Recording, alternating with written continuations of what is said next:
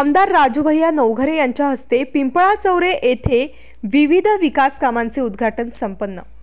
आमदार राजूभैया नवघरे यांच्या प्रयत्नातून पिंपळा चौरे येथे विकास कामांसाठी भरघोस निधी उपलब्ध करून कामाचे उद्घाटन आमदार राजूभैया नवघरे यांच्या हस्ते करण्यात आले।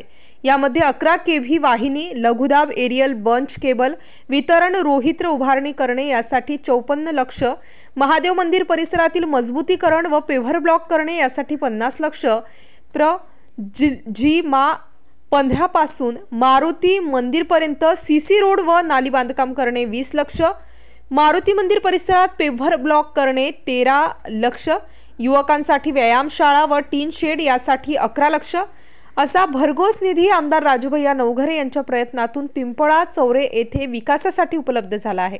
त्यामुळे पिंपळा चौरे येथील नागरिकांनी आमदार राजूभैया नवघरे यांचा ढोल ताशाचा गजरामध्ये नागरी सत्कार केला व आभार मानले। लाडकी बहीण योजनेमुळे पिंपळा चौरे येथील महिला मंडळाच्या वतीने आमदार राजूभैया नवघरे यांचा भव्य सत्कार करण्यात आला।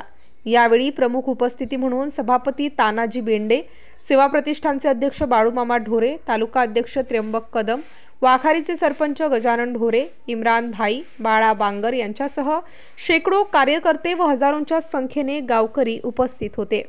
प्रतिशोध न्यूज साठी बालाजी पोले, हिंगोली।